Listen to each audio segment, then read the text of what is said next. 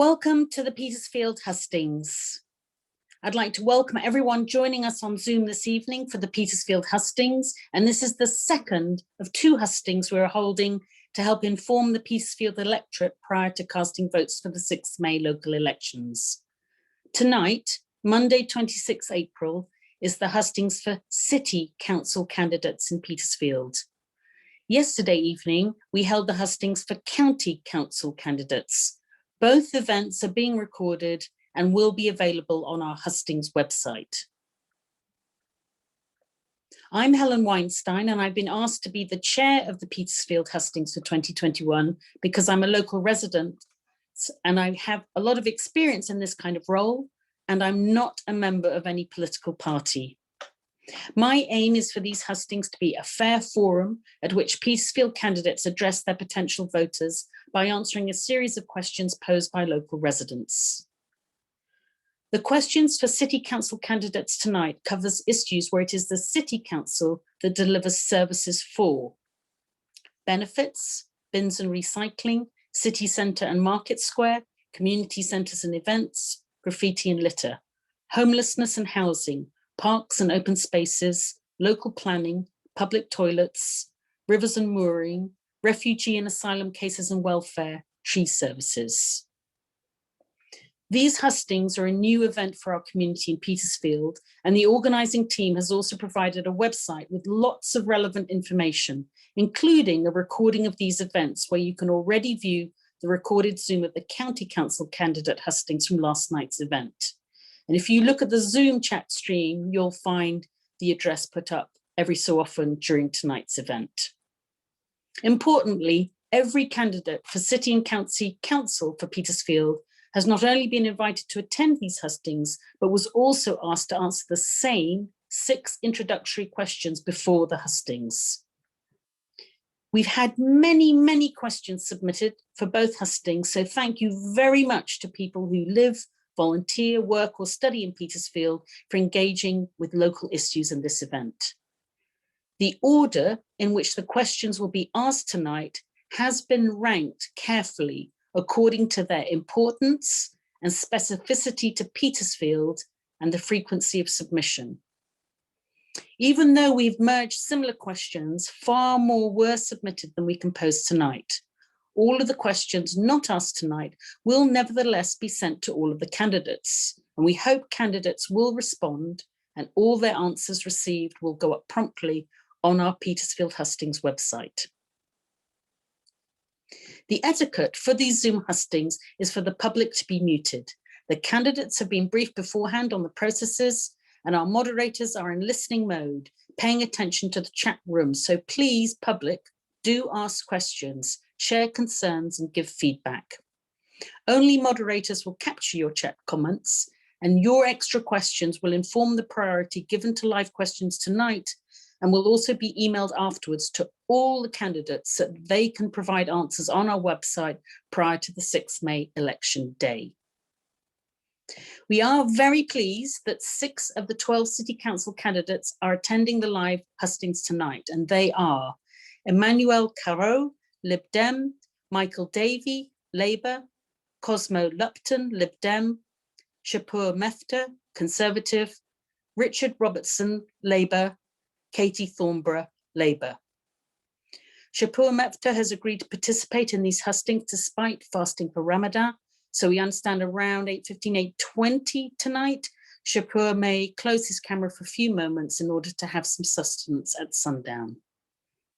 May I thank all the candidates for their participation and celebrate with the local community that we are trying something new with these hustings to help advance democracy in Petersfield. And good luck to everybody tonight. Opening statements. To open the hustings, we've asked each candidate to give a 2-minute statement. Candidates, please unmute your microphone when I state your name. Please keep an eye on the digital clock, as no one will be allowed to speak for more than the allotted time, and you will be muted if the clock hits 0.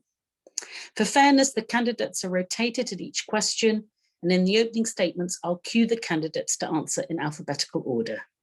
So to start with, Emmanuel Caro, please unmute yourself for your opening statement now. Good evening. And I've been living and working in Petersfield for the past 12 years. And I've always felt a very special connection to Mill Road, to the local shops, pubs, and cafes. I appreciate Petersfield's exceptional cultural diversity, the strength of our local community, the openness and tolerance of the residents, and the mutual support among neighbors, not only on my street, on Guida Street, but also across Petersfield. I am running for City Council because I want to contribute to improve and protect our area, especially the parks and public spaces, and to preserve and reinforce the link in our community. In the past few months, I have talked with over 500 residents in Petersfield, and to my surprise, many residents felt disengaged with local politics, and they couldn't even name their current councillors. I have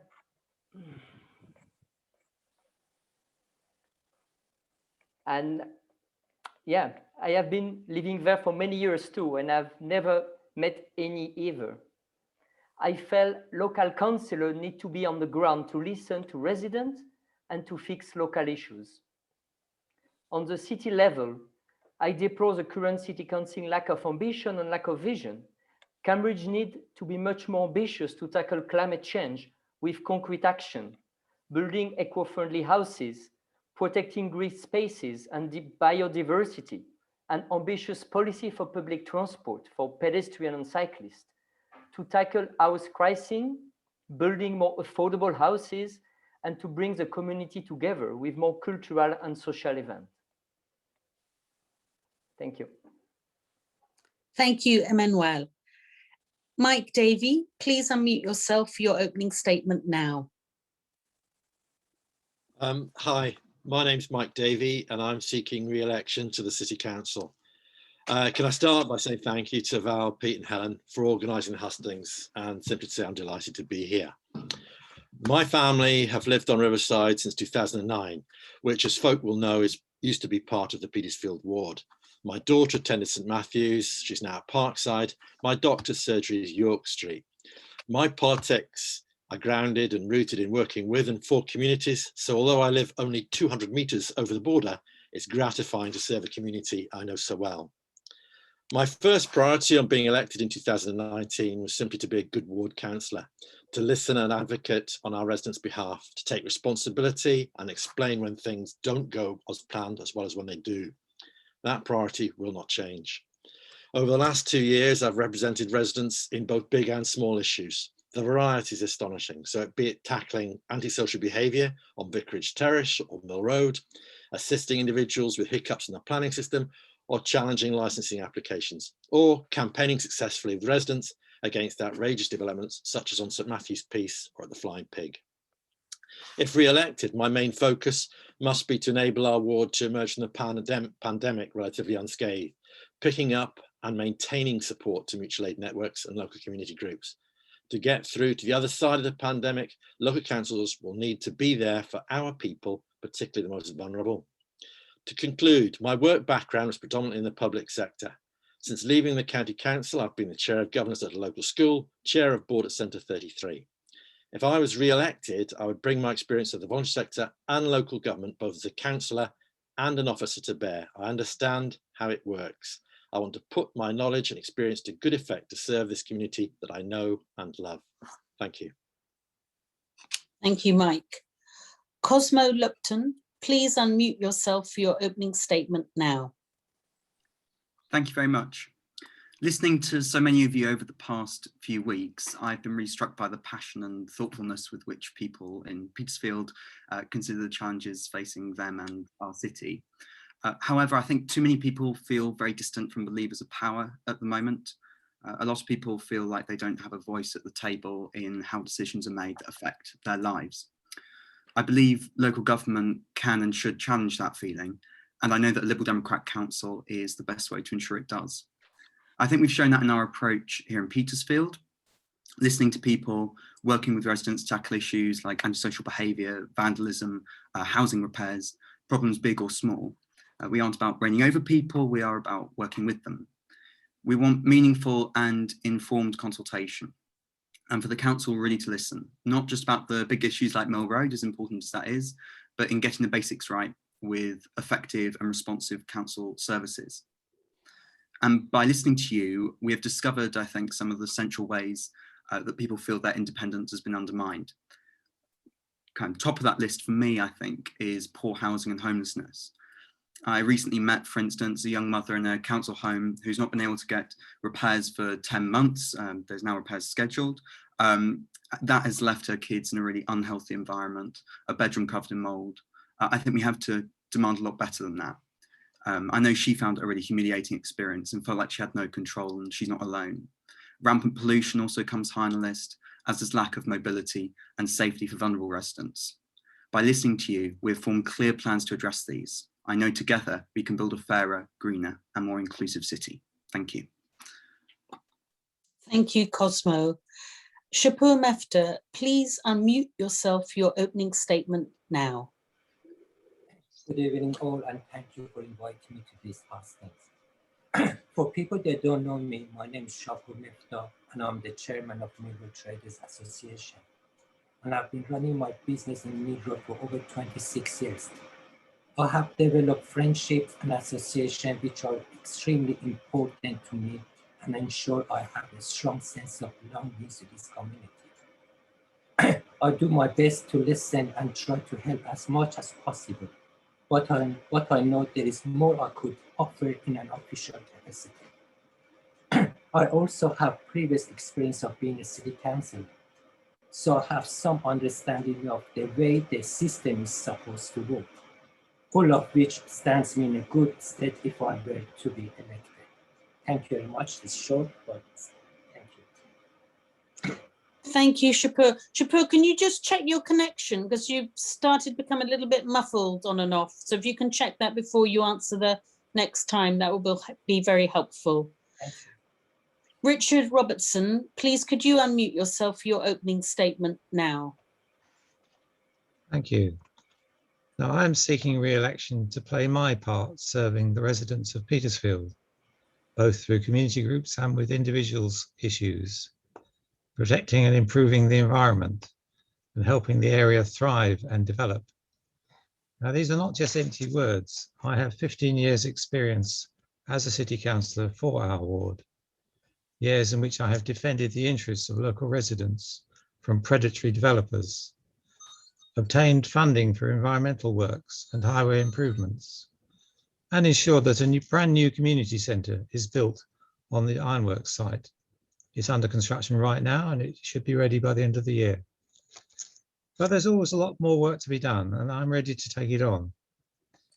Now, unfortunately, there are parts of the ward which suffer from antisocial behaviour, often linked to drug addiction and street drinking. My colleagues and I have made sure that the City Council has a well-resourced and effective community safety team. And we've brought in their assistance to help with antisocial behaviour so that local people do not feel threatened or intimidated on the streets and open spaces of Petersfield.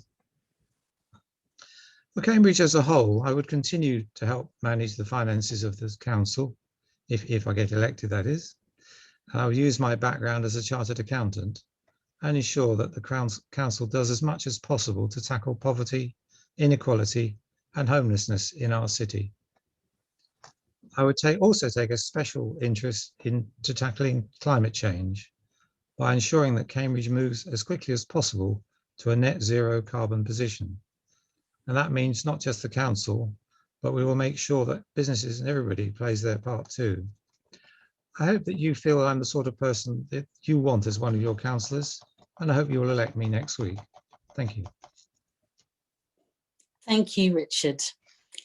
Katie Thornborough, please could you unmute yourself for your opening statement now?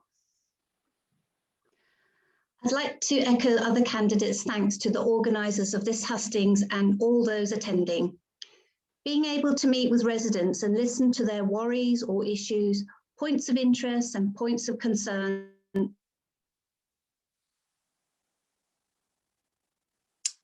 Katie, on my side, you've frozen a bit. I find very rewarding. Sorry, should I start again? Can you start your first phrase again, please, Katie, and we'll start the timer again. Apologies.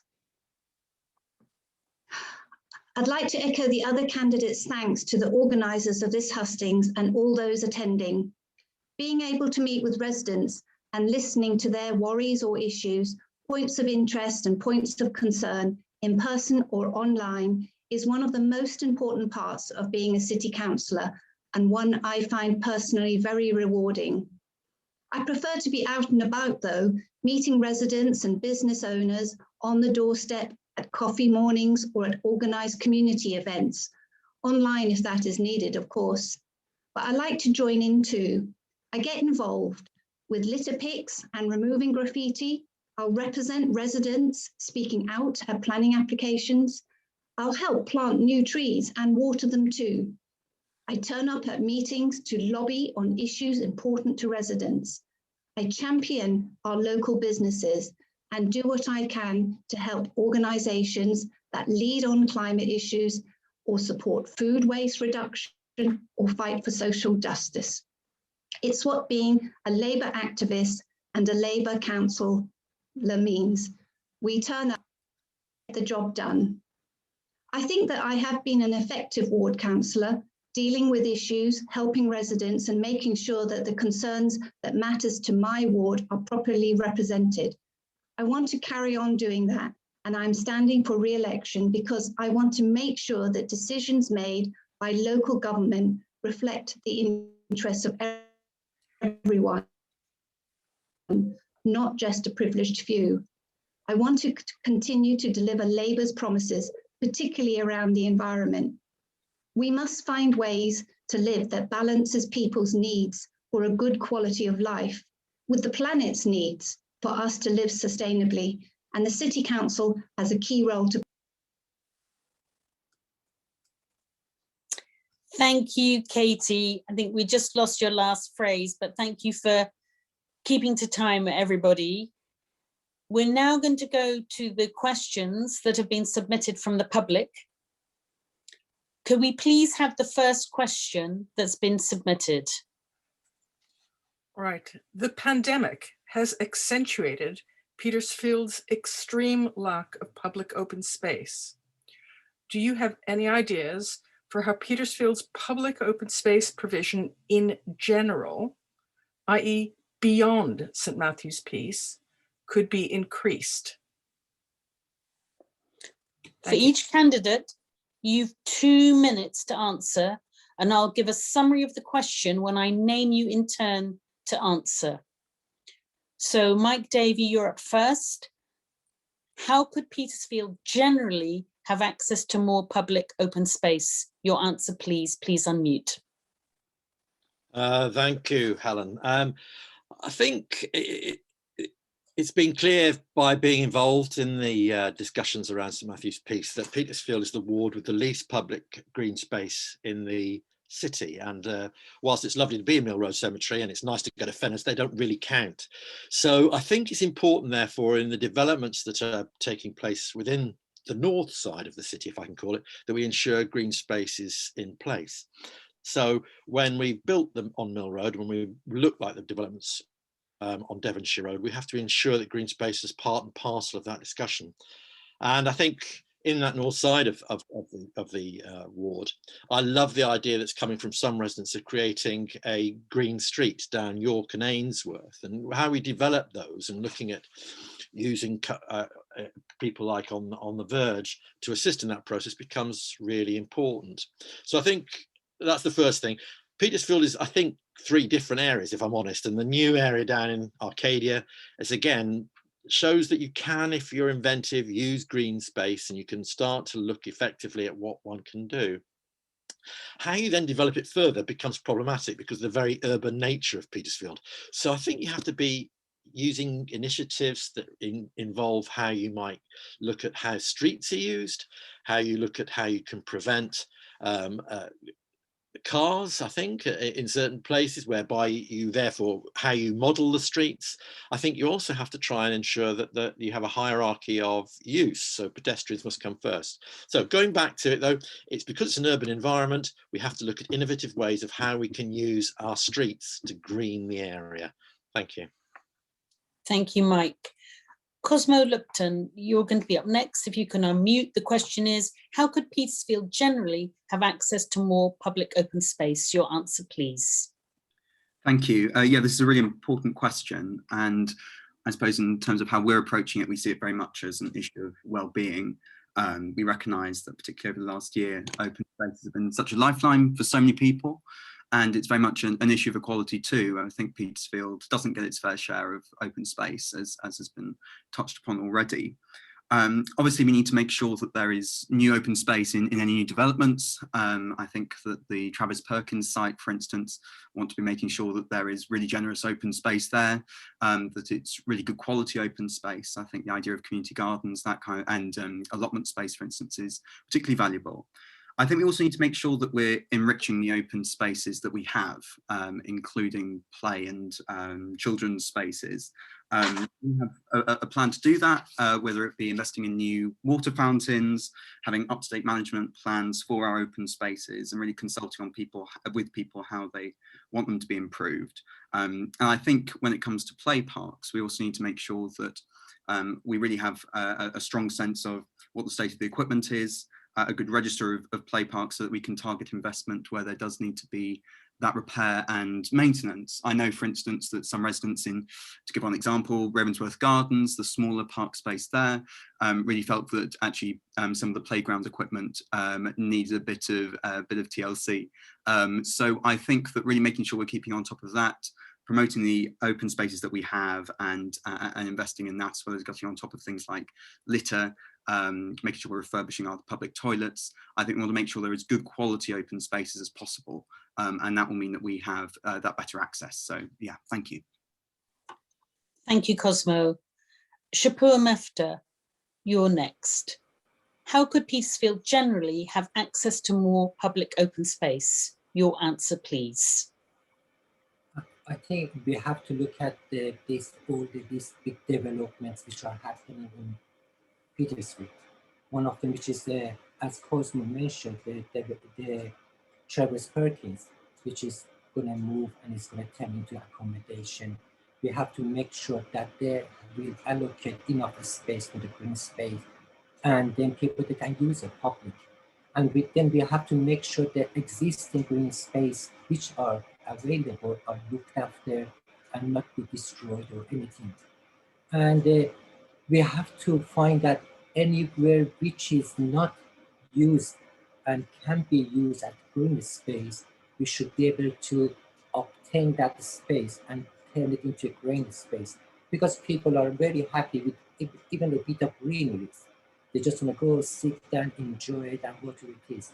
And green space is very important, especially these days. People, they just want to walk out of their house, go out somewhere which is nice, clean, sit down, talk to each other, and enjoy their life. And I'm very supportive of green space, and we have to work together to make sure that we can control all these developments which are happening and try to stop them from using all the lands which they're trying to turn it into accommodation, whatever it is. So let's hope that if I can do my best to provide all these things which are promised. Thank you very much. Thank you, Shapur. Shapur, can I just ask you again before your next answer, can you just check on your microphone? Because I think you could be speaking a bit clearer tonight. Next up is Richard Robertson. Please unmute. And the question is, how could Petersfield generally have access to more public open space? Your answer, please. Well, it's quite a difficult question, and Mike Davey has answered quite a lot of the things I would have said, but nevertheless, I'll have a go. One of the interesting things about the change of ward boundaries is, of course, that is a way of increasing the amount of green space in one's ward. I'm not just thinking of trying to take over Parker's Piece. I was thinking that the Botanic Gardens is now part of the ward, or will be after the election. Maybe there's a possibility of getting a special pass card for residents of our ward, so that it becomes a public open space, not just something you have to pay to go into. Yeah, that's an idea that we could certainly look into. The existing open space we've got, I think there's quite a lot of work we could do to increase the biodiversity of some of it. I was thinking of the little green space on the corner of Petworth Street and St Matthew's Street. I mean, that could have some wildflower meadows on it, possibly. Well, no, not meadows, but strips of wildflowers. It's not something that's been done yet, but that's the sort of thing we can brighten up the areas that we do have. There's the Donkey's Common on the other side of, outside the swimming pool. More work could be done on that to improve its biodiversity and attractiveness. So, yeah, but Devonshire Gardens is certainly, it's the one that's up for grabs next, and we certainly should be looking at that. Although, interestingly, I asked the developers recently what they were talking about when they mentioned allotments, and they admitted that it would not actually be on that site. It would be somewhere else that they would expect the allotments to be. That they're trying to get too much on that site at the moment, and it's our job to make sure they don't overdo it and get, like a lot of other developers, just greedy for buildings when there should be open space. So loads of issues to deal with there, but we'll have a go at it. Thank you. Thank you, Richard. Thank you. Thank you very much. Katie Thornborough, please, could you unmute? How could Petersfield generally have access to more public open space? Your answer, please. Oh, well, Richard, with the ward boundaries, Richard did mention the Botanic Gardens, but we're also getting the Accordia Gardens, which is public open space, Hobson's Brook, and empty common allotments. So if you haven't explored those areas, I would really recommend it. They're great places, and Empty Common has a wonderful community garden. There is currently a register of equipment and playgrounds across the whole of Cambridge, and there are weekly checks on the equipment mainly because of health and safety, because if anything is unsafe, it has to be dealt with immediately. This is going to be updated in line with the census. So if there's been if there's increase in population, that will be reflected, and it will help get investment in the parks and place open spaces we've got in Cambridge. But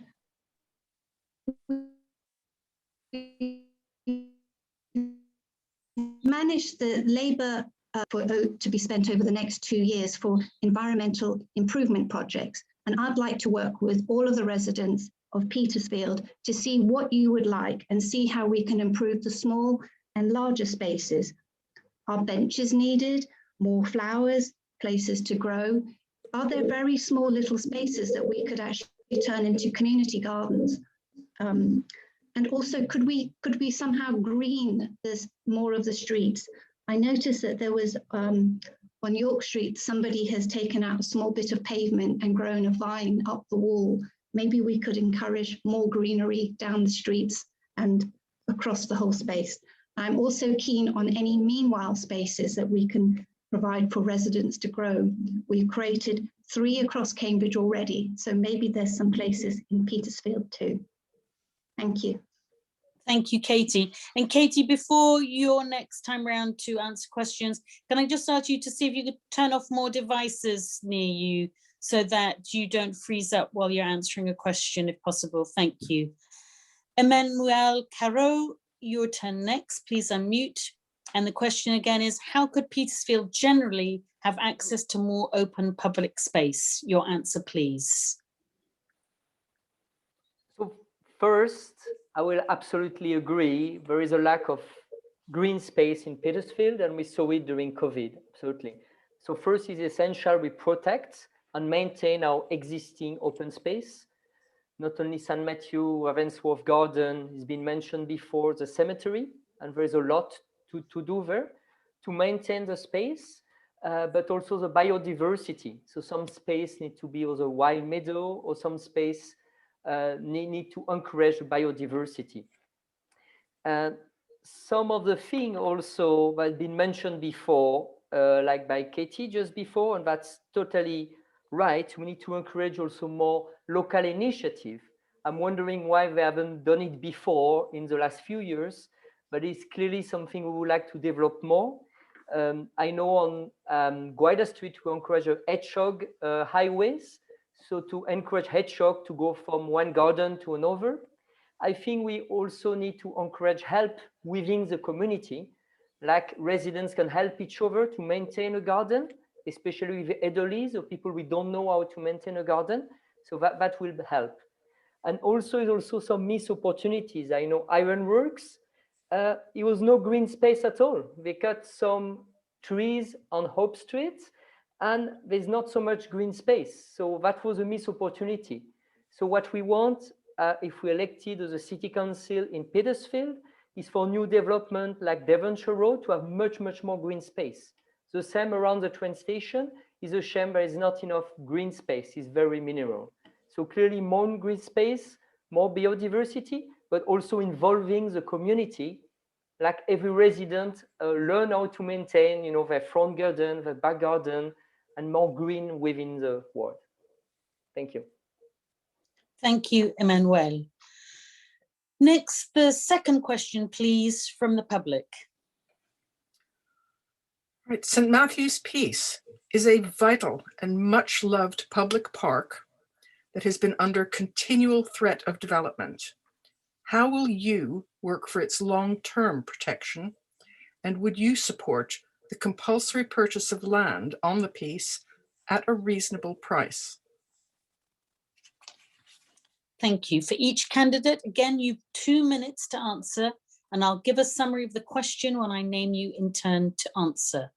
This time first, it's Cosmo Lupton's turn. If you could unmute yourself, and the question is, how would you protect St. Matthew's Peace in the long term? Your answer, please.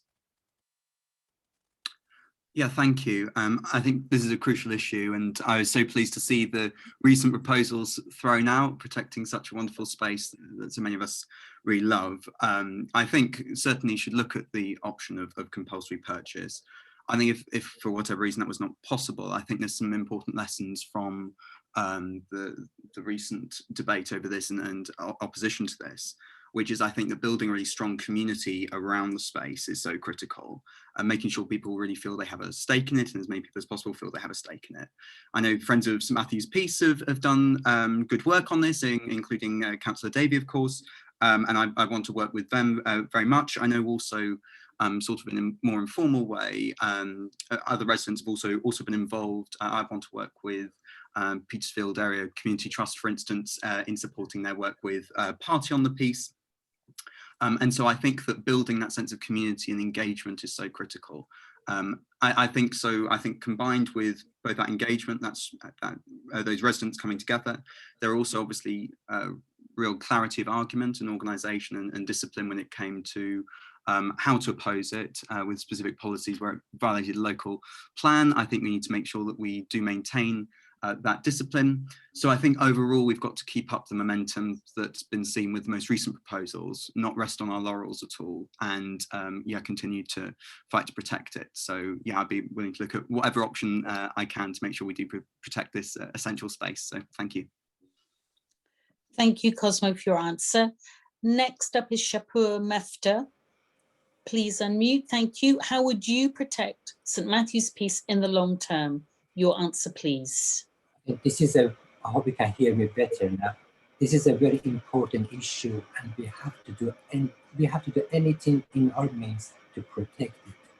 If it's a compulsory buy or whatever it is, but we have to make sure we keep that St. Matthew's, whatever it is, we have to control, we have to do our best to maintain it.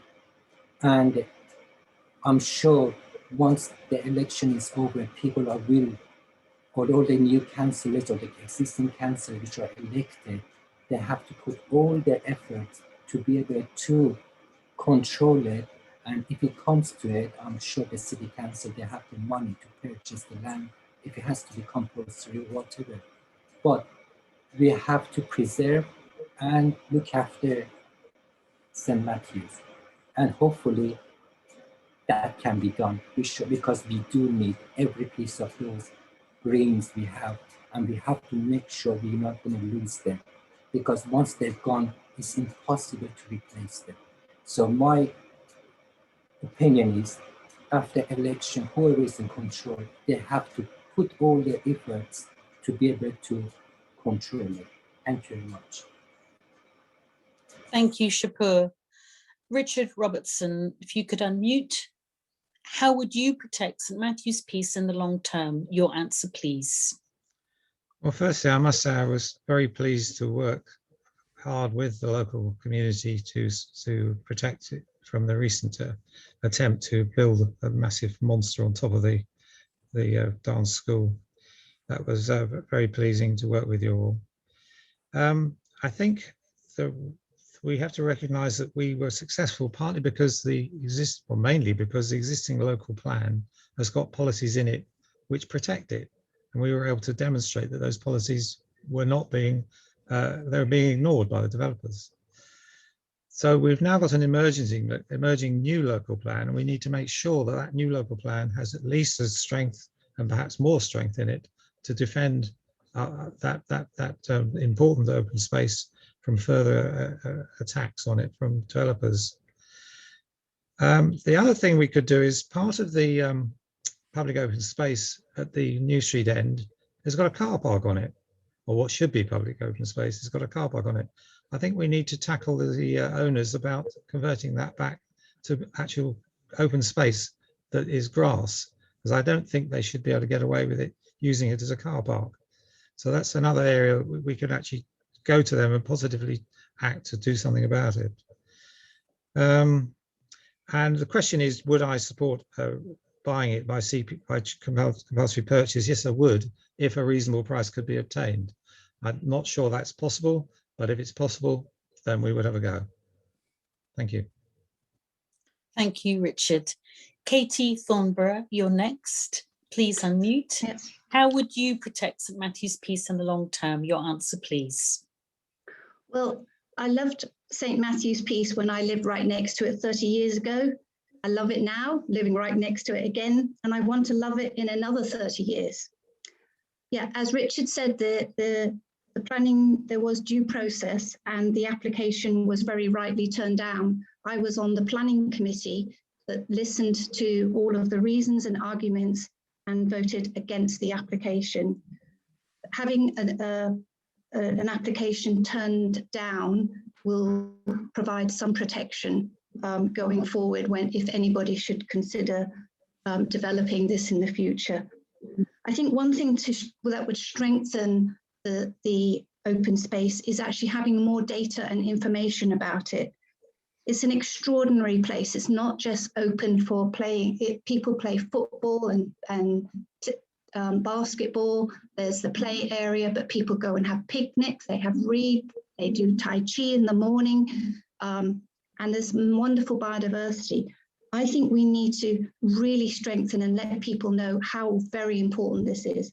And that can be done by looking at all of the different uses and having data about how much the proportion of time that is being used, how busy it is, and the range of people that use it. But also, actually, let's measure how much biodiversity there is in this lovely open space. Let's have information about it that people can access. It would be an education opportunity as well. And let's have a notice board or QR code so that people understand and really treasure this going forward. If there could be compulsory purchase and that's what the residents want, and there was a way forward, I would definitely work with them to achieve that. Thank you. Thank you, Katie. Emmanuel Caro, you're next. How would you protect St Matthew's peace in the long term? Your answer, please. Yeah, I mean, just to repeat what's been said before, I mean, it's really crucial to protect St Matthew's peace. I use it myself for the local resident on a regular basis, and I've been very, very pleased it was rejected like everyone else here. But I was also very pleased that over 300 residents rejected and objected to this development. And it's thanks, of course, to the amazing work of the Friends of St. Matthew's Friends, but also to the councillor, we have to recognize, and also to the Liberal Democrats, because we've been quite active, sending letters and knocking doors to residents to encourage them to object.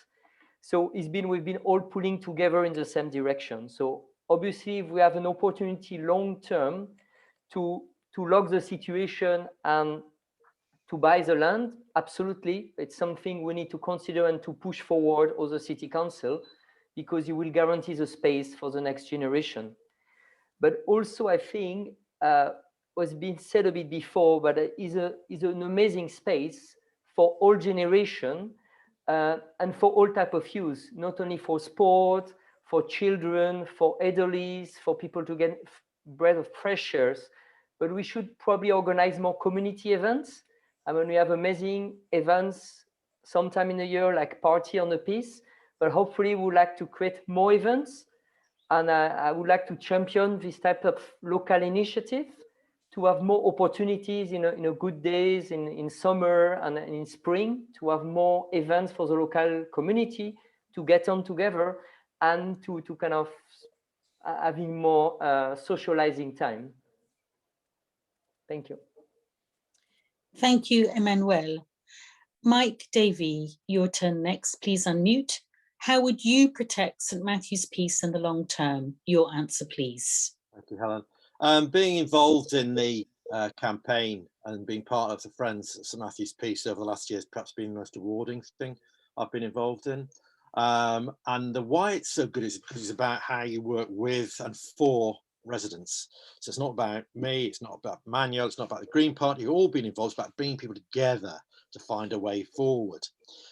And therefore, when we spoke against the absurd development, both Richard and I, and were successful, it was a fantastic outcome. But, and important here, it's just the start. It stopped a development. The developers are not going to go away. And as Katie, I think, hinted, we have to start thinking in the long term, as in the way that the developers are. This is about 20, 30, 40 years on, so that our children and grandchildren are able to use the piece.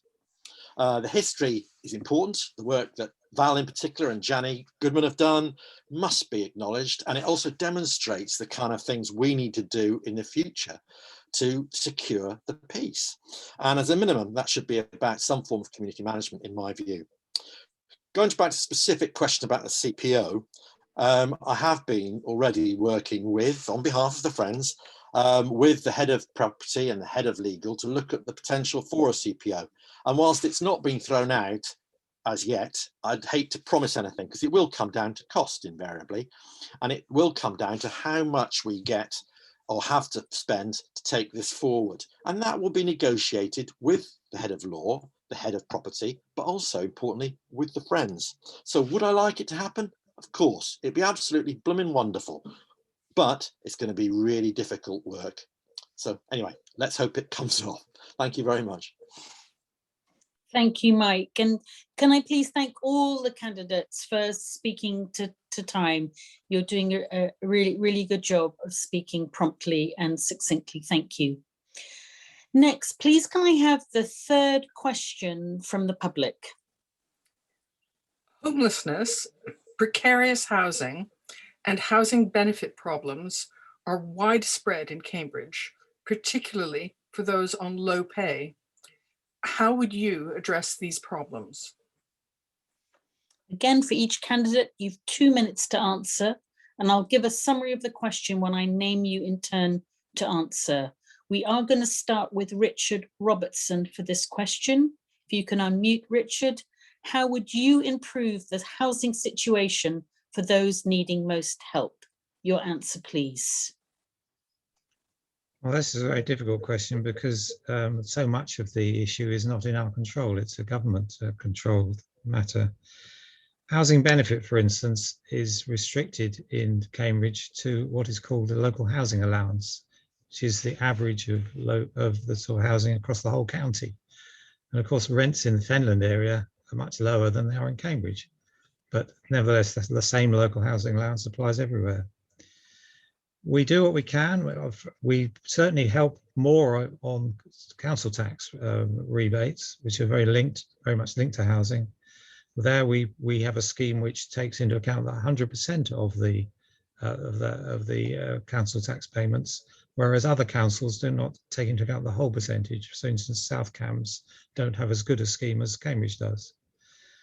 So we do what we can on that side of things.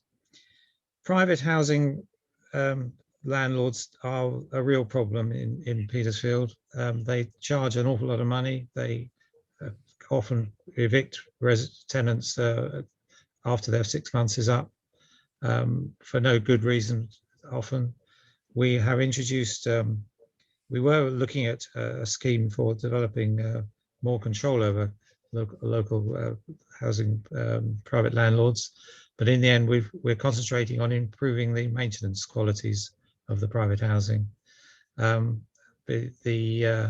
Not just housing in multiple occupation, but other forms of privately owned housing will get more attention from the City Council in the future as a result of that. I think I'll leave it at that. We'll see if the others can think of some further areas where we are certainly doing the work. Thank you. Thank you, Richard. Katie Thornborough, if you could please unmute. How would you improve the housing situation for those needing most help? Your answer, please. Well, this government have built popularity in turning homes into assets, and it's going to take an awful long time to recover. Currently, there is 40% of new developments need to be affordable houses, and we will absolutely make sure that this continues through into the next local plan, and we will do everything we can to make sure that that is delivered on every single development. Regarding homelessness, I was really struck by at the beginning of the pandemic when the number of people on the streets increased dramatically due to mainly young people who were sort of sofa surfing, being thrown out of their homes or where they were staying because of the pandemic. They couldn't stay there because of the social distancing. The numbers on the streets went from just over 30 to over 100, but the Labour administration did house all of them, or provide housing and accommodation and food for all of them during the pandemic period. And we continue to house them all right now. They all have accommodation, and only those who refuse the accommodation will be on the streets. We're providing new module homes on brownfield sites in Cambridge. You may have seen the ones on Newmarket Road, working with homeless charities to provide the support that they need. Am I frozen? You're okay, Katie, if you want to wrap up.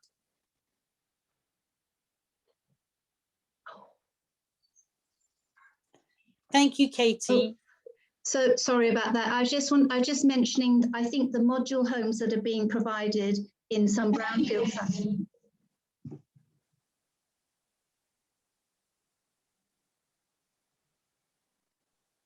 So Katie, I think we've wrapped up your answer now. We've got the gist of your last point. So thank you very much.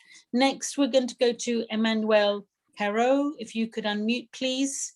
How would you improve the housing situation for those needing most help? Your answer, please. The housing situation is not great. We all agree on that in Cambridge, especially in Petersfield. But I think it's too easy just to blame the Tory government on that, because part of the responsibility is at the local level and the city council. First thing is to maintain the existing social housing.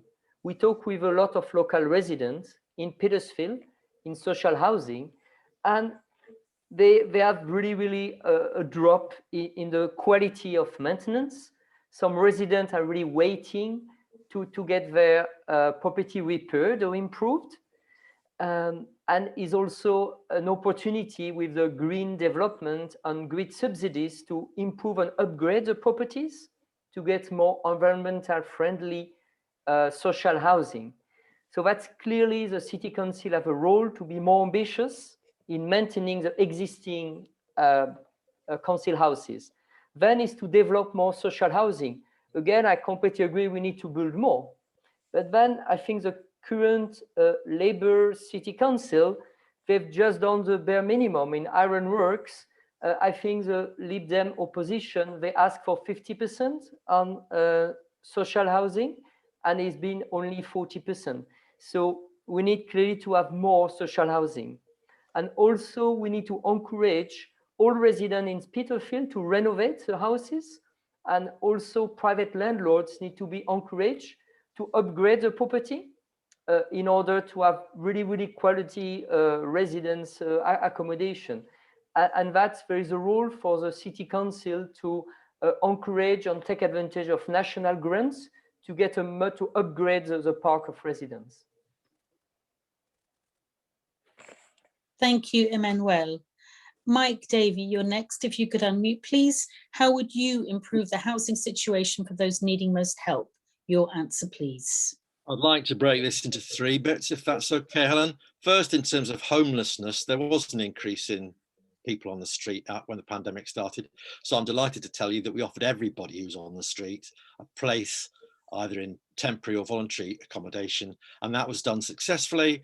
And we also put in places action plans to prevent them going back onto the street afterwards, and that's maintained since the pandemic. So that's, I hope, a reassurance.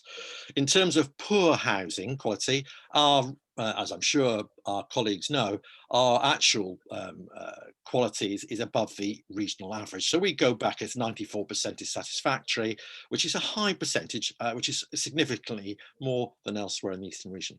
And finally, in terms of what we do about the future, Emmanuel's right, we do need more social housing, which is therefore great to be able to report that we've built 500 council houses and we're going to build another 1,000, which kind of indicates, because that's way above anybody else in the country, that we're actually on the game, and the Labour Party and the Labour Council continues to deliver for those in poverty, because the only way we're able to ensure that those in poverty get appropriate housing is to build new council housing. And most importantly of all, within that, it must be sustainable. And therefore, it's also excellent to be able to report that by 2022, all our houses will be passive house compliant that we built. So I think, and I hope, that's reassuring both to the people of Petersfield, but also to the city as a whole, that Labour takes homelessness and housing seriously. And not only that, we can actually prove we've delivered. We've delivered 500 new council houses. You find me a different district council that's done that. Thank you very much, Helen. Thank you, Mike. And next to speak is Cosmo Lupton. If you can unmute, please. The question again, how would you improve the housing situation for those needing most help? Your answer, please. Yeah, I think this is one of the biggest challenges facing the city. I think it's a real stain on the city that so many people are homeless and in insecure and poor housing, particularly a city as rich as ours. And we know that homelessness and poor housing are one of the things that most robs people of their independence and dignity. It's certainly something that motivates me, and I know it motivates the rest of the Liberal Democrat team. I've very much worked hard on this, supporting rough sleepers to access bereavement services, housing services, getting somewhere warm and safe to stay, supporting residents in getting urgent housing repairs, which have been left for months and months, and pleased that one will be happening tomorrow morning, in fact. I think there's three issues here. So the first is rough sleeping, which I know is obviously some of the most complex cases. We need to improve the safety net. Before COVID, and I fear after COVID, it won't necessarily be sufficiently strong. And I think particularly over the winter period, we need to make sure that we have a guaranteed unconditional bed for every rough sleeper. But I think we need to do more to tackle the real root of those problems. So we're calling for a multidisciplinary task force, bringing together the NHS, council, police, to make sure that we can have a real collaborative approach. We need to increase housing supply, particularly social housing, as has been touched upon. And I want to make sure that those homes really promote people's independence, particularly those with disabilities, for instance. Finally, I think quality is an important thing to touch upon. Both in the private sector, we need to make sure that we're cracking down on bad landlords, such as by reviewing the decision not to have a council accreditation scheme. But I think we do need to massively improve the quality of council homes. I've met too many people in truly dire situations, and I think we do need a fresh start on that. That means investment. I think it means a proper turnaround plan for council homes, and it will be one of my top priorities. So thank you. Thank you, Cosmo. Shapur Mehta, if you could please unmute. How would you improve the housing situation for those needing most help? Your answer, please. I think it's a big subject which we are trying to control. I mean, the Labour Party, the City Council, they've done a good job, because I can say that. And but we have to make sure, because once you're tackling the homelessness, you still see people that are sleeping rough outside every night, out and whatever. We have to find out the reason why they are not preferred to go back to their home instead of staying there and they're sleeping outside. The other thing is, we have to stick to that 40%, which is required by developments to provide that social housing for people to be able to afford to get inside. And the other issue, which is very important, we have to, the poor condition of the houses. If the council is not aware of it, we have to somehow tell these people, people that live in those poor condition houses, to report those conditions to the council to be able to be fixed. Otherwise, I don't know if they can go and check it or whatever. If people are used to those poor conditions, it's impossible to change them. The other thing, for the private landlords, we have to make sure we are on top of it, because they are there just to make money. And they are very quick. If you can't pay for it, they get rid of you so quickly overnight. They don't care. They just kick you out and you become homeless. So somehow we have to make sure we are in control of a lot of things around this problem to be able to solve this problem. And all of us, you said different, all of us, we are trying to improve this, and it's going to take time, but we have to make sure that we are in control of it, not the private landlords or not the private property developers, which they all want to gain profit from whatever they can. Oh, thank you. Sorry, talking too much. Thank you, Shapur. We're now going to go into our last and fourth question from the public. I'm going to ask our technical officer, Pete, could you help Katie get back on? She might be waiting if she's coming back on another line to get a better connection. If you could please help her. And we'll have the answers in a slightly different order this time to allow Shapur to break his fast from Ramadan and to allow a bit of time for Katie to be helped to get back online. Katie can now bring her camera online. Thank you very much. Could I please ask the question to be read out for the fourth question from the public, please? All right. Campaign flyers always express support for local businesses and for local residents. But one set was printed in Manchester and another in Watford. How will you protect the well-being of Petersfield's businesses and residents from conflicting commercial pressures from both inside and especially from outside the city? Thank you. So for each candidate, you've again 2 minutes to answer, and I'll give a summary of the question when I name you in turn to answer. Richard Robertson, could you please unmute? How will you protect Petersfield's well-being from outside commercial pressures? Your answer, please. Oh, I got the first question again. How interesting. Right. Well, I just to let you know, I flipped them slightly because I was expecting Shapur to break his fast at 8:20. Sure, so okay. Please just carry on. Okay, I'll see what we can do with your question anyway. The Mill Road in particular has suffered quite badly from the last couple of years of interruptions of their trading. In 2019, there was the problems of the bridge being closed and the fire and the digging up the road. All these works accumulated, and then COVID came along and added to their woes. And it's been important for us to make sure that we do what we can to support traders in the ward, and particularly Mill Road. One of the last things I did was I was Executive Council for Finance, was to make sure that the money that we're getting, the city is getting from the government to support economic recovery is, although it's targeted at the city centre, I made sure that some of it will be allocated for work on neighbourhood shopping areas, just like Mill Road, and in fact Mill Road in particular.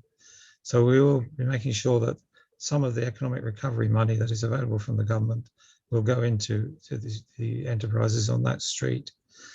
I think it's important to look into what we can do about developing people's awareness of the businesses in their home area and making use of those businesses. And it's not just shops. There's lots of small offices and workshops and traders who are working out of shops. I think there's quite a lot of work to be done with them. And I'm hoping that some of this economic recovery money will go into that side of things. So I think I'll leave it at that. Thank you. Thank you, Richard. Thanks for going first again. Next, can I please ask Shapur Metfer if you could please unmute? And the question is, how will you protect Petersfield's well-being from outside commercial pressures? Your answer, please. I think because of the COVID-19, Mill Road businesses suffered very badly, and it was a very bad time for all of us. Because I've got a business as well, my business went down completely, and I was trying to survive. I think the main important is we have other issues which is not helping us from other, a lot of things is happening. I think what we should do is we have to promote the businesses which are in Mill Road, shops, private businesses. There are lots of businesses around Mill Road, side roads, everything. You have to make sure those businesses are accessible and people, they know about it. And I had a customer a couple of days ago. He came and he was looking for something. I said, there is one around the corner. I didn't know anything about it. So it's nice to be able to inform that Mill Road provides these facilities. We are not just like a food market or restaurants. People, they come to Mill Road to just eat, have fun, and go. Mill Road is different, or Petersfield is different things. There are lots of businesses that offer different things which people they can use, they can come and spend their money. So I think promotion is very important, and we have to make sure everybody knows what is available locally, which they can be accessed easily. Easily means bridge. We have to make sure that bridge is open so people they can cross, because people that don't like using to go round. So it's a lot of issues we have to consider, but promotion is very important. And I don't want to go over my time this time. Thank you very much indeed. Thank you. Thank you, Shapur. Katie Thornborough, please could you unmute? How will you protect Petersfield's well-being from outside commercial pressures? Your answer, please. Petersfield has changed so much in the last 50, 30, 20, 10 years. There's a lot more office space now and there's less industry. But we really, right now, the main focus has to be on local shops, how we support them, local pubs, how do we support them as well, Regain, and the restaurants. But also I'm a local architect. I've run my own small business for 30 years, and I know quite a lot of architects have been struggling as well, hidden away businesses. Some have really benefited from the government support, which has been very quickly and appreciatively given out by the City Council. And I think some of the larger companies have done okay too, but some of the medium-sized companies have just missed out on some of the grants. And I think we really need to reach out to those people and try and help them as well. But I don't think that we can do this on a ward-by-ward basis. Really, the whole of Cambridge needs to come together to support these local businesses. And we need a really strong administration, like the Labour administration, to deliver for the whole of Cambridge now and going forward, and bringing forward some really good green initiatives as well. Thank you. Thank you, Katie. Emmanuel Caro, can you please unmute your question? How will you protect Petersfield's well-being from outside commercial pressures? Your answer, please. I mean, it is essential to have a really, really strong and vivid economy here in Petersfield. I mean, I'm a local tech entrepreneur. I'm running a successful local startup. And I'm also a guest lecturer in business at Cambridge University, and I'm mentoring entrepreneurs. So I'm well equipped to help and support businesses across Petersfield.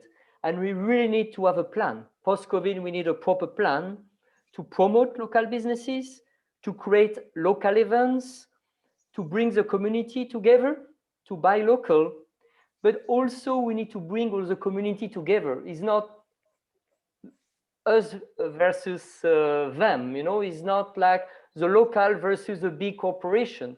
We know around the train station, there's a lot of big corporation, Microsoft, Apple, Google, Amazon, etc.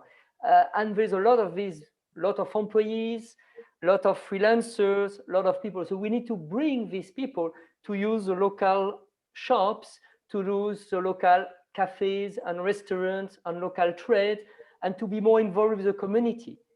The same with the university. We are lucky to have two great universities in Petersfield. We have Anglia Ruskin, and we have part of Cambridge University, Husol, which was my college. And there's a lot of synergy there. We need to work and bring the student to be more involved with the community. We need to have much more organization, NGOs, small and big companies, and university to sponsor and to support the community, to serve the community. So it's the role of the councillors, I think, to guide them and to serve the community. So to use outside money and energy to say, guys, there is a lot of things going on. Let's have a plan and let's create a more vibrant community together. Thank you, Emmanuel.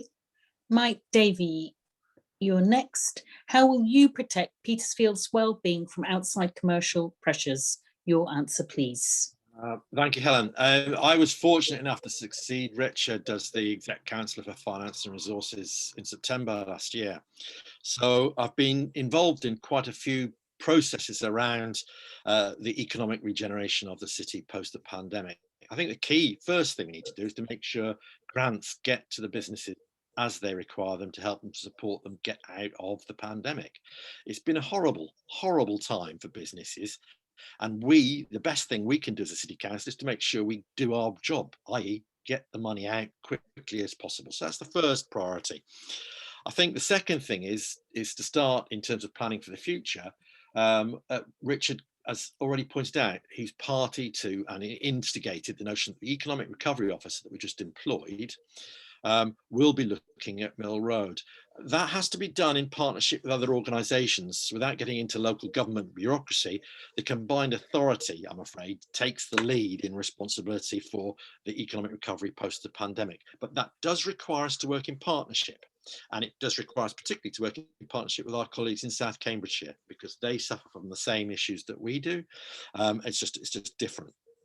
I think the next bit, which goes back to the Petersfield, how do we help Petersfield? I've been involved in looking at community wealth building, which is an interesting idea about how the public sector bodies come together and pool resources to target effectively the local communities. And I think this might be actually the way forward, because it means and enables us as public sector bodies to come together and to identify people from within our communities rather than extant. In the past, public sector have tended to go for the cheap option and get whoever it is wherever they are.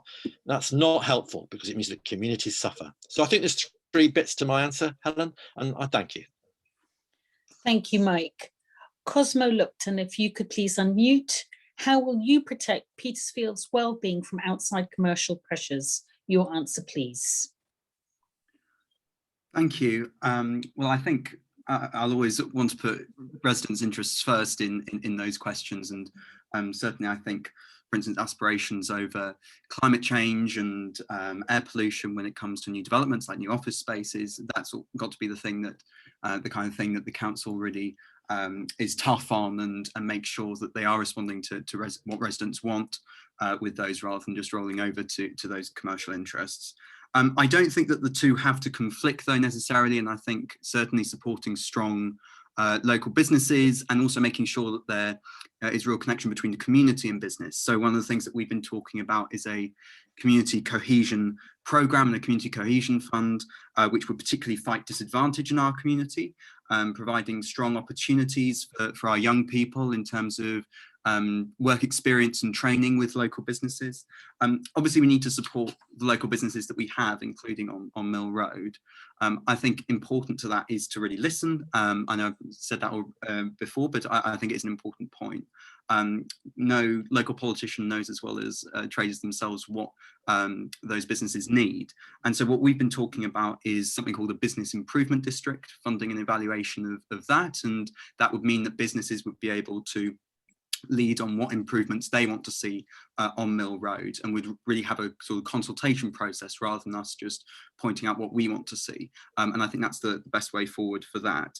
I think there's some other aspects as well where we can strengthen that community business bond, making sure that we're continuing to promote a real living wage across the city, working with the Greater Cambridge Partnership to improve skills training and careers advice across the board. I think that we're missing a few key things at the moment, and I think that that's something that really needs attention. So I don't think they need to conflict. I think we can do some simple things to make sure they don't. Thank you, Cosmo. Thank you again to all the candidates for speaking to time, and we're coming now to closing statements. And I really want to thank the public for an excellent set of questions. We've only been able to have 4 priority questions asked publicly, but there will be an opportunity for the questions and candidates to answer on the website later. So candidates now have 1 minute to make a closing statement to say why the public should vote for them. The running order for closing statements will be Thornborough, Carrow, Davey, Lupton, Mefta, Robertson.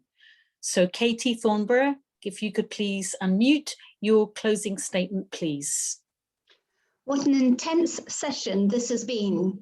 The questions have been great, but I have wanted to say much more in response. I will answer the rest of the questions offline, and I'm also happy to speak privately to anyone who wants to call me or meet up before the elections next week. Please do contact me. Being a good ward councillor means being there, being available, and willing to work with others, and I will do that. I can't fix every problem in the ward, but when residents get in touch with me raising an issue, they are owed not only my best efforts to sort out their concerns, but also a decent response. I will answer every email, letter, phone call, and follow up on everything raised in person. I may not be able to solve every problem, but I will take every problem seriously. And with the backing of the other fine Labour councillors and the Labour team in Petersfield, there's a lot we can do to make a difference to people's lives. Thank you, Katie. Emmanuel Caro, your closing statement, please unmute. Thank you. Thank you. So Petersfield needs a fresh start. We need a new city council with a real vision to tackle climate change, to tackle housing crisis, and to bring the community together with more cultural, social events. The Lib Dems in Petersfield have an amazing team with the necessary skills and experience to serve the community. Personally, I'm a local tech entrepreneur running a successful startup, and I'm also a guest lecturer and a mentor at Cambridge University. I have lived in multiple countries and I speak several languages fluently. And I want to bring these experiences to serve Petersfield. I want to bring the best practices and ideas from other places. I want also to build bridges with Cambridge University, Anglia Ruskin, local businesses, NGOs, to really create something great together. So please vote Liberal Democrats to bring a fresh start for our community. Thank you. Thank you, Emmanuel. Mike Davey, your closing statement, please. Okay, the sell. Why you should vote for me. I know Petersfield. I've been here for I've been involved in the ward for the last 11 years. I know the local issues. I have a history of representing you successfully on issues linked to the Mill Road Depot, the Flying Pig, or St Matthew's Piece, be it tackling antisocial behaviour or assisting on planning issues. I will listen and then communicate back to you, be it good or bad news. I know how local government works, and I do and can represent and articulate your views and wishes, regardless, importantly, regardless whether you vote for me or not. The last 2 years have been incredibly rewarding and incredibly challenging. I feel like I've only just started, and I would love the opportunity to continue to represent Petersfield and its residents on the City Council. Thank you very much. Thank you, Mike. Cosmo Lupton, your closing statement, please. Thank you. Liberal Democrats want people here to have a real say over the decisions that affect them and their lives. That's what underpins our top priorities for Petersfield. We're going to listen to residents all year round so that you can hold us accountable and so that we can work together on tackling the things that matter to you. I've listened to nearly 1,000 of you over this campaign. You're going to keep seeing my face if I'm elected your councillor. I'm also going to fight those injustices that really undermine people's independence. That means, for instance, tackling homelessness and poor housing, and tackling the scandalously poor quality of the City Council's housing service. We've worked with vulnerable, elderly and disabled residents to improve what our city offers them. And we're going to get the basics right. I know a lot of people feel ignored by politicians because persistent problems are left undealt with. Formal complaints about council services have tripled. We've got to do better. I and the Liberal Democrat team will take some simple steps to improve performance and transparency. We need a fresh start for this city. Let's vote for it this May. Thank you. Thank you, Cosmo. Shapur Mefta, your closing statement, please. As the chairman of Mill Road Traders Association and ambassador for the White Ribbon campaign against domestic violence and abuse, I feel confident in my ability to listen and help people as much as I can. As I previously mentioned, I've got some experience of being a city councillor. So I know how the system's supposed to work, all of which will make me a good, if I good councillor, if I be elected. I know many people, they come to my shop to use my shop as a community hub to talk to me all about their issues and problems. And I know that a lot can be done, and we have to reunite the Petersfield and Romsey. We keep saying one road, one community. So we have to do our best to get them all reunited and make sure that we can have a better future for everybody. 6 seconds, 5 seconds. Thank you very much. That's what I want to say. Thank you. Thank you, Shapur. Richard Robertson, if you could unmute, please, your closing statement. Thank you. So I'm your last speaker, and I hope everyone has enjoyed this evening's hustings. Now, some people feel that party politics should not exist, or not at a local level anyway. However, in my experience, it provides for a clear set of policies to be put forward for consideration by the public and then put into effect by those who are elected. That is not to say we should not cooperate as councillors, though, from different parties. And there is already a high level of engagement and collaboration across the political parties. But something like climate change, it is vital we all work together. Unfortunately, this does not always happen. I am one of the trustees of the Staff Pension Fund for the councils of the whole of Cambridgeshire. And when I proposed a few weeks ago that the fund should divest from fossil fuels, I received no backing from any of the other trustees, including 2 Liberal Democrat county councillors.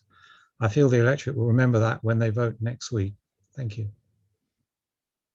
Thank you, Richard, and thank you to all the candidates for keeping to time and doing well under what maybe is an enjoyable but also probably quite stressful situation. So thank you to all the candidates and to the public for engaging with the process. A special thanks to the moderators and to Val and to Pete in particular for your commitment to make these hustings events and accompanying website happen. So these hustings are a new event for our community in Petersfield, and the organising team have also provided an excellent website with the information showing the bewildering boundaries of Petersfield County and City, listing the public service areas for county and city councils, and the names of the candidates, their photographs and their parties and their statements. Importantly, every candidate has not only been invited to these hustings, but you'll also find on the website that each candidate has been invited to answer 6 introductory questions before the hustings, all of which are crucial for assessing their candidacies. And after the hustings, candidates standing for election who do not attend the live hustings will still be invited to provide answers to the questions via email. So these, in the interests of fairness, can be displayed on the website. to ensure that as organisers, we've done our best to provide as much information as we can about all 12 of the City Council candidates for Petersfield. Plus, as there have been more questions tonight than the live hustings will allow time for, these extra questions will be emailed to all 12 candidates afterwards, seeking answers we will promptly display on our website when we receive them. We hope the Petersfield hustings will be a useful resource not only up to the 6th May election, but afterwards, in order to follow up with candidates on the priority issues raised by local residents. Our aim as an organising team for the Petersfield hustings is this is not just an ephemeral event, but the site provides a permanent record that will be of long-term value to the Petersfield community. Please do engage with the website. The link will be again in the chat room stream for you to see and click on it. Also, we'll circulate links to the supporting community groups to share with their memberships, and also to remind folk, importantly, to vote in the 6th May local elections. Thank you again to everyone who has participated tonight, both the public and also to the candidates, and good luck to everybody on the 6th of May. Thank you.